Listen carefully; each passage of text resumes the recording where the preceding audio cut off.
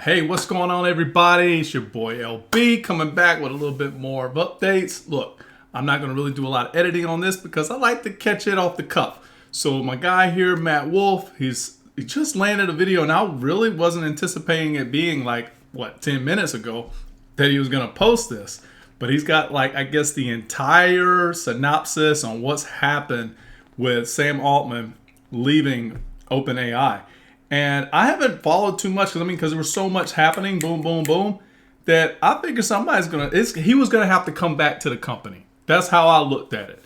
I put it in my first video. There's no reason for him to be gone. There was this, the only thing I could do is plant conspiracy theories. And I'm not even in the Discord groups. I like to stay independent of that kind of activity just so I can have kind of my own, I wouldn't say objective view, but a little bit unbiased. So anyways, not going to shell you with that. Let's just see what Matt Wolf's got to say. I figured I'd watch it with you guys, and I might skip ahead so we can just go ahead and get to the nuts and bolts because he likes to recap sometimes too much. I like my dude, but I don't want to hear everything.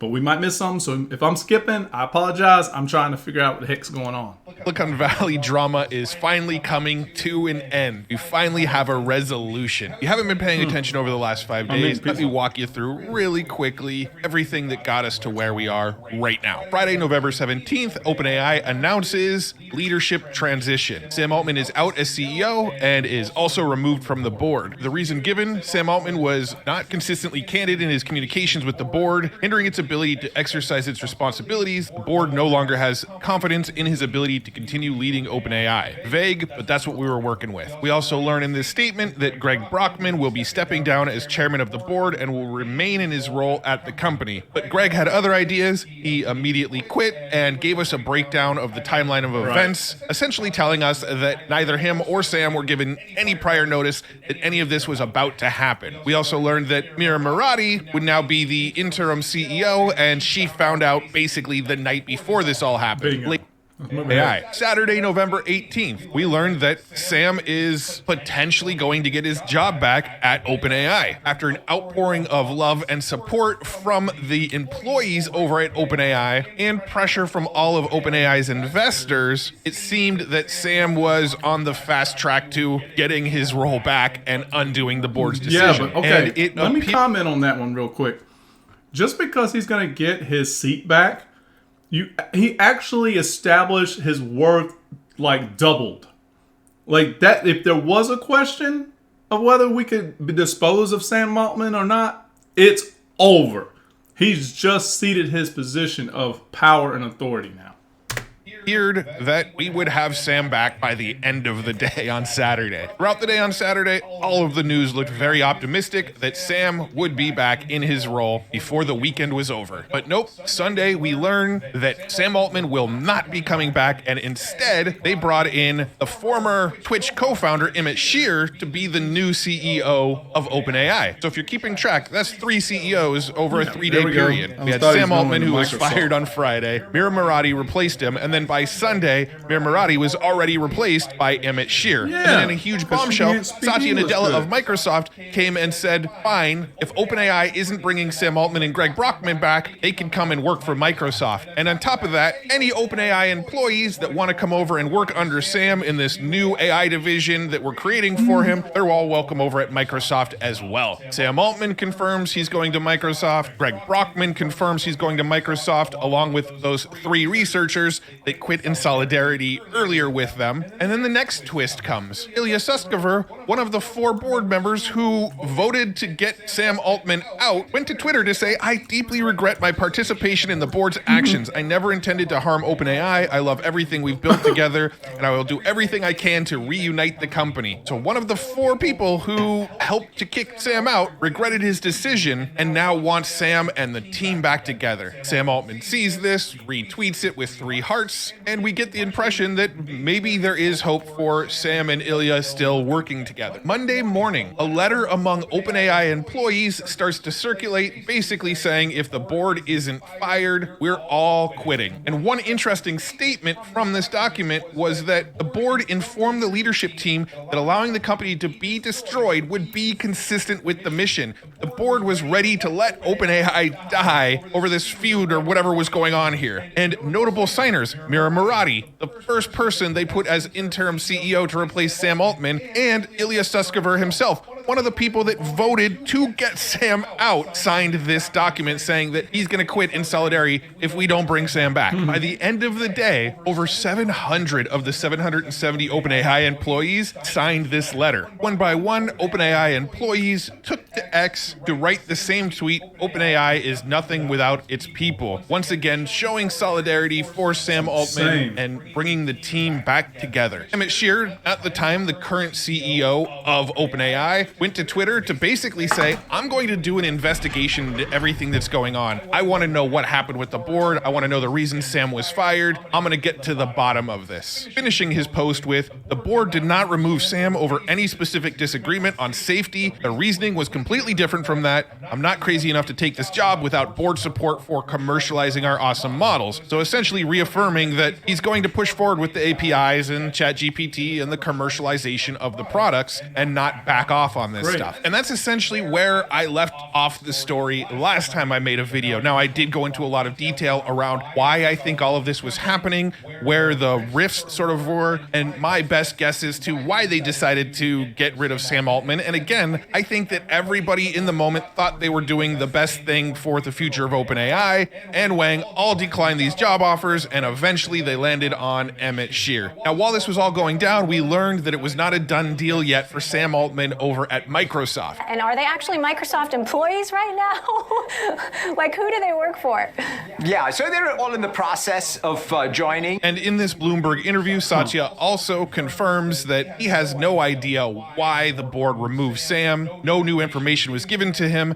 And when asked the question if he wants changes to the OpenAI board, he essentially said, yes, we need some governance changes over there. Well, as it turns out, Sam was still talking to OpenAI, trying to figure out how to come back. We're into Tuesday now, and Sam Altman and members of the OpenAI board have opened negotiations aimed at a possible return of the ousted co-founder and chief executive officer of the artificial intelligence company. Discussions are happening between Altman and at least one board member, DAngelo. The talks also involve some of OpenAI's investors who are also pushing for reinstatement. And one thing that came along that was really interesting, remember I said that bringing in Emmett was probably not the best decision by the board if they really wanted to keep Sam out? Well, the new CEO of OpenAI, Emmett Shear, will quit if OpenAI board can't provide evidence of why they fired Sam. This came out in a report from Bloomberg, with Emmett basically saying, I'm not getting any answers about this, and I need to get to the bottom of what's going on. At this point, law enforcement was starting to get involved. Some executives said they were getting questions from regulators and law enforcement entities, such as the U.S. Attorney's Office in Manhattan, over the charge of Altman's alleged lack of candor. The truth was going to come out one way or another, they told the board. And this is just mind-blowing here.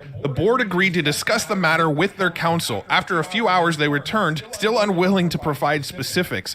They said that Altman wasn't candid and often got his way. The board said that Altman had been so deft that they couldn't even give a specific example, according to the people familiar with the executives. What they're saying here is that the board's claiming that Sam Altman was so deceptive that they can't even give one instance of when he was deceptive because he was that good. Now, of course, the board wasn't saying anything, meaning that the media and people on X and people like me are essentially guessing on the narrative. Without the board speaking, we're all just sort of left speculating. And the early sort of speculation was that DAngelo was the board member that was essentially keeping Sam out. DAngelo is the co-founder and CEO of Quora.com, but Quora.com also owns the chatbot called Poe. And if you're not familiar with Poe, Poe essentially allows you to create your own custom bots and sell them on a internal bot marketplace. Well, with the release of GPTs and the GPT store, this seemed to be direct competition with Poe's bot store, leading to a lot of speculation that DAngelo was upset that Sam announced the GPT store, which was going to directly compete with his bot store, and that was part of the reason why Adam might have wanted Sam out of the company. More information started to surface about another board member, Helen Toner, who is the director of strategy at Georgetown University's Center for Security and Emerging Technology. Toner had written a paper called Decoding Intentions, Artificial Intelligence and Costly Signals. The paper came out in October of 23, and it seemed to criticize OpenAI's efforts to keep its AI technologies safe while praising the approach taken by Anthropic. Mr. Altman said that he had reprimanded Ms. Toner for the paper and that it was dangerous to the company, particularly at a time, he added, when the Federal Trade Commission was investigating OpenAI over the data used to build its technology. Toner defended it as an academic paper that analyzed the challenges that the public faces when trying to understand the intentions of the countries and companies developing AI, but Mr. Altman disagreed. He said, "I did not feel we're on the same page on the damage of all this. Any amount of criticism from a board member carries a lot of weight." Now, taking a look at this paper in question here, page 30 is where some of the criticism comes into play. You can see here she says, while the system card itself has been well received among researchers interested in understanding GPT-4's risk profile, it appears to have been less successful as a broader signal of OpenAI's commitment to safety. Intended as a relatively inconspicuous research preview, the original ChatGPT was built using a less advanced large language model called GPT 3.5, which was already in widespread use by other AI customers. GPT 3.5's prior circulation is presumably why OpenAI did not feel the need to perform or publish such detailed safety testing in this instance. OpenAI has also drawn criticism from many other safety and ethics issues related to the launches of ChatGPT and GPT-4, including regarding copyright issues, labor conditions for data annotators, and the susceptibility. Look, guys and gals, we're under a silly framework and structure of what's called law. That shit's got to end. This is what the decrumbling is going to look like. AI is supposed to come in and completely annihilate and get rid of these stupid little laws and rules and restrictions on what is copyright. Oh, did you take credit for my work? Oh, that's patented. It's over. Legitimacy is done. We got to get around this right now. It's like the values, this has all been set up anyways. We're arguing over stupid shit. It's all been created. Like we're talking about from the gate. This is all just a bunch of programming information. Anyways, we call it law.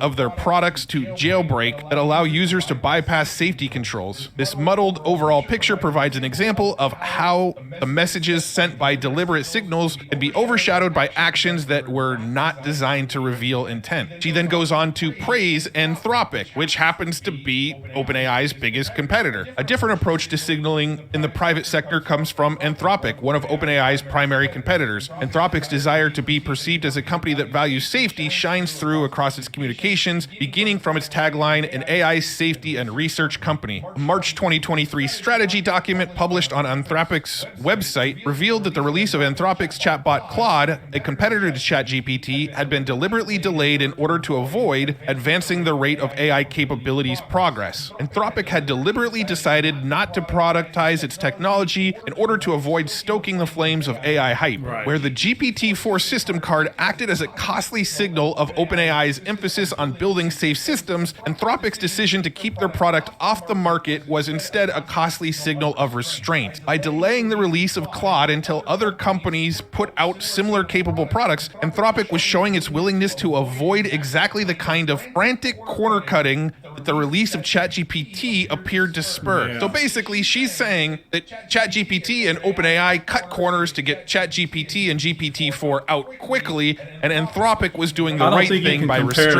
I don't think you can compare apples and oranges. I hope he says something about that. And holding back releasing this to the public before they felt it was safe and ready, which, if you watched my last video about why all of this happened, is very consistent with the narrative that I broke down. It was really the story of the people trying to commercialize the product and get it to market as fast as possible for faster commercialization and profitability versus the researchers and the people that were worried about the security and the safety and all of this technology moving too quickly. Now, whether or not DAngelo was the driving factor that pushed, whether it was initially Ilya Sutskever, which was the original theory, or whether it was Helen Toner, we don't totally know those details yet. But it seems like each of them had their own sort of separate motives for why it would be a good idea to get Sam out. Fast forward to 10:03 Pacific time on Tuesday, November 21st. OpenAI tweets this: "We have reached an agreement in principle for Sam Altman to return to OpenAI as CEO with a new initial board of Brett Taylor as the chair, Larry Summers,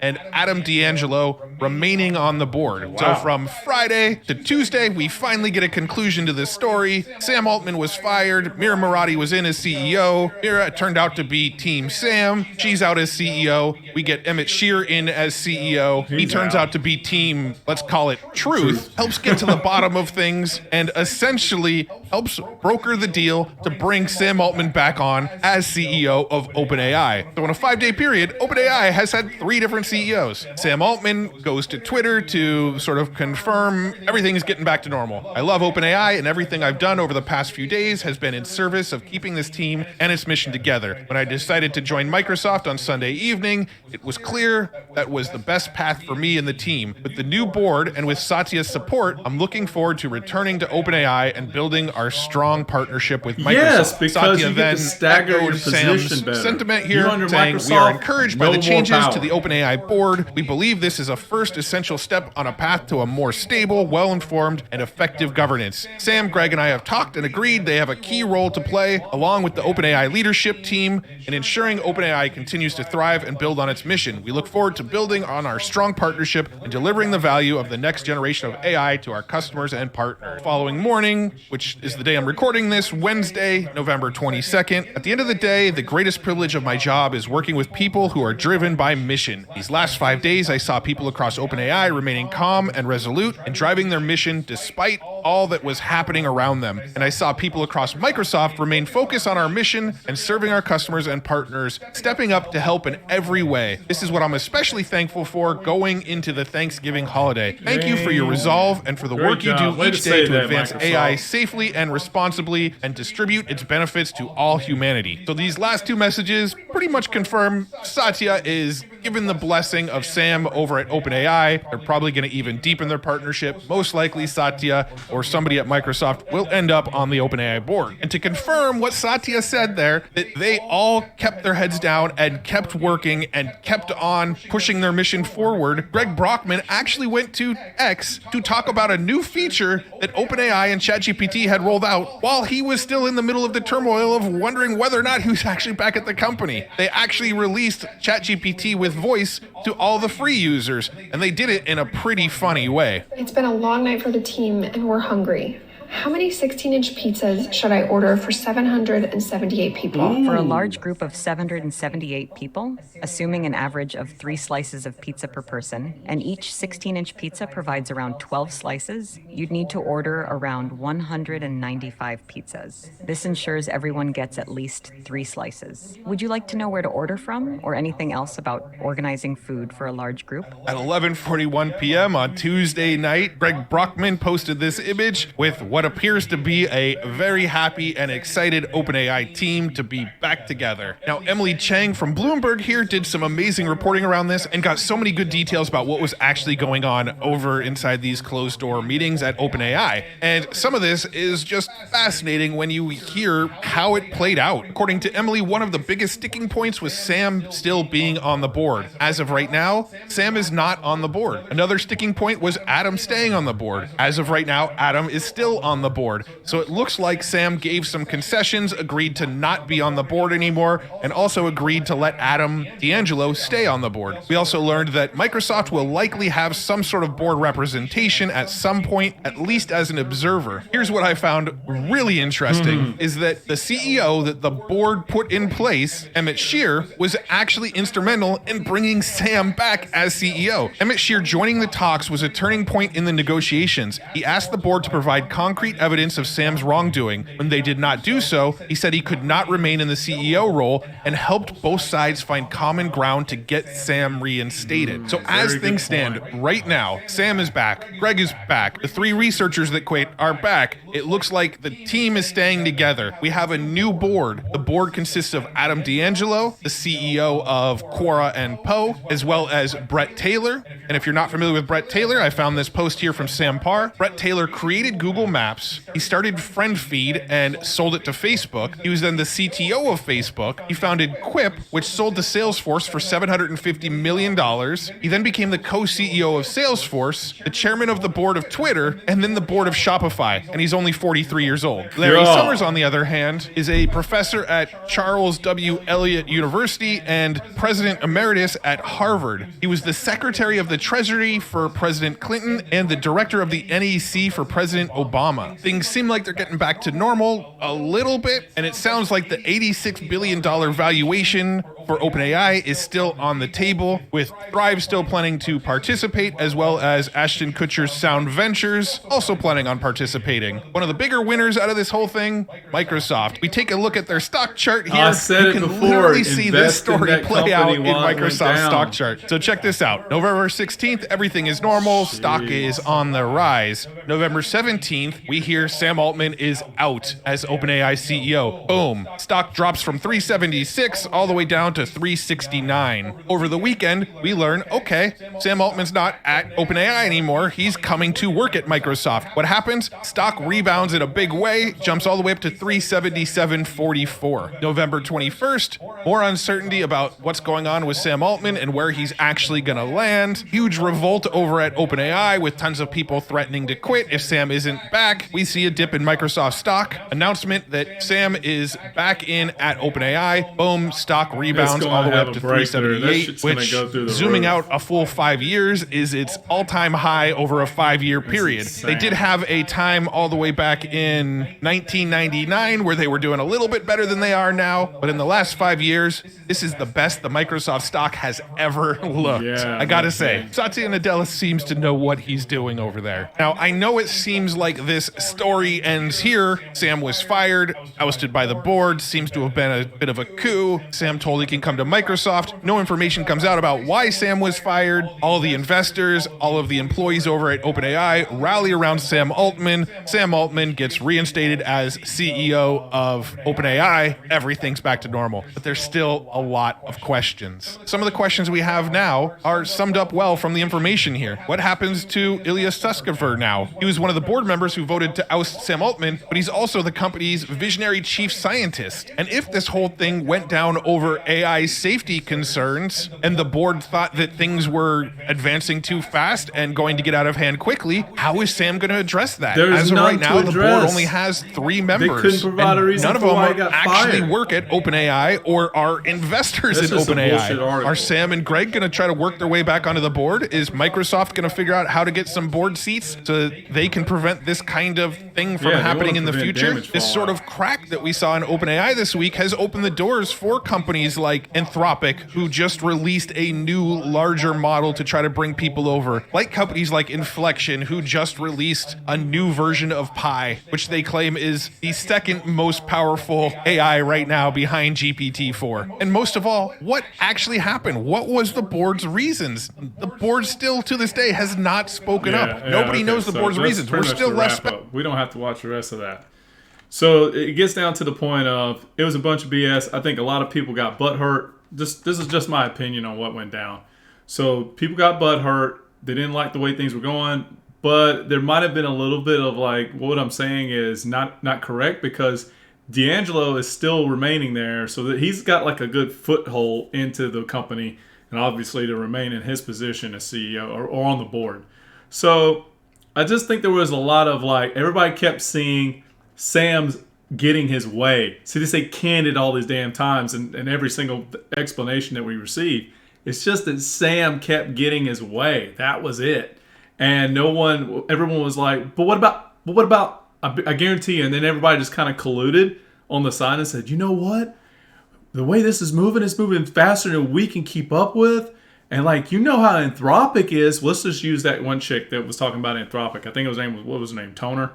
So she's talking about, well, look at Anthropic. They're basically keeping everything safe and safe. Here's what we got going on. We've got one company like Anthropic that is trying to take the safe way to market, but they may even have other agendas that will make it a little bit more slower of a result or an outcome, versus OpenAI, who's actually moving and steamrolling ahead, and they're just like, yo, because does work good, get it to market, because the competition is going to be just like that. It has to be lightning speed from here on out.